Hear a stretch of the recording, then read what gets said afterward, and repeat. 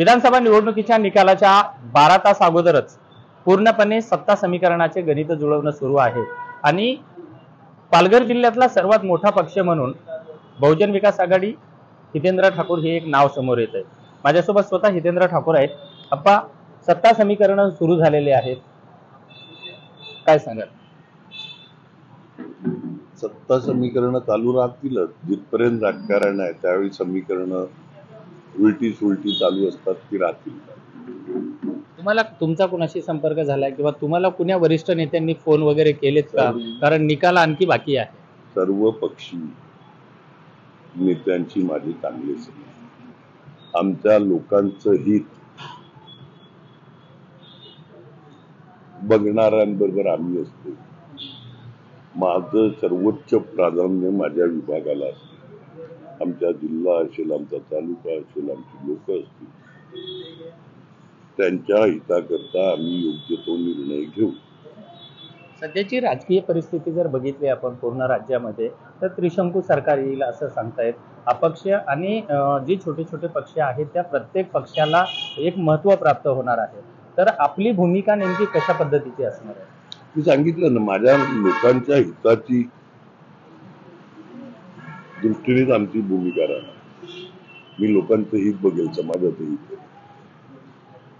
उद्याच्या निकालाकडे आपण कसं बघाल? काय नाही, येतो आम्हाला, आमची खात्री आहे। तुम्ही आज इकडे आलात नाही, तुम्हाला पण खात्री दिसते का आम्ही येतोय निवडून आल्यावर आम्ही योग्य तो निर्णय घेऊ, एवढं। संपर्क करणाऱ्यांमध्ये असे काही ठोस असे नाव सांगू शकतात का, किंवा वरिष्ठ नेते कोण असू शकतात की जे आपल्याशी संपर्क केले? राजकारणामध्ये नाव, काही गोष्टी तुम्ही परवा दिवशी देखील बीजेपीच्या एका वरिष्ठ नेता तुम्ही नाव विचार, अशी नावं डिस्क्लोज नसतात करायची। राजकारण आहे, काही सिक्रेसी असते ती राहून द्यायची।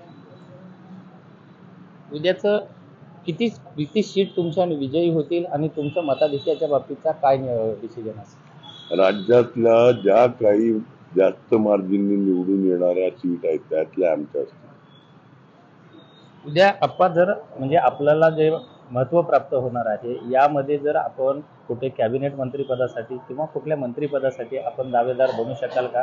कारण निर्णय हा शेवटी आपल्याकडे असणार आहे। मंत्री मी कधीच बनलो असतो, फक्त तेवढीच लालच असती तर कधीच तडजोडी करून मंत्री झालो, काय इच्छा नाही।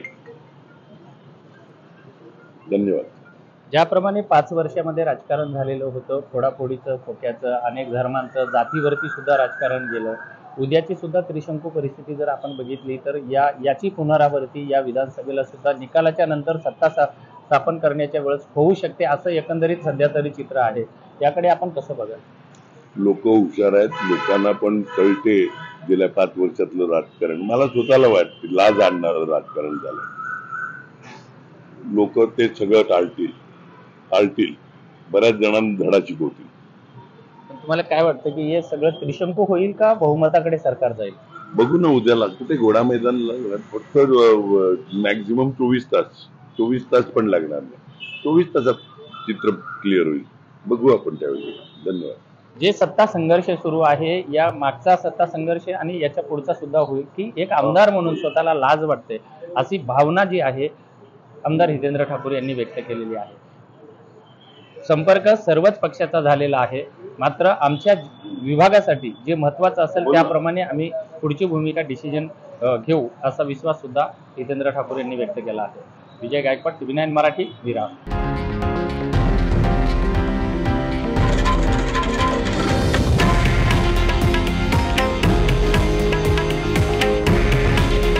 हे आहे देशातील नंबर 1 न्यूज नेटवर्क आणि आपण पाहत आहात TV9 मराठी। काळजी तुमची, हित महाराष्ट्राचं।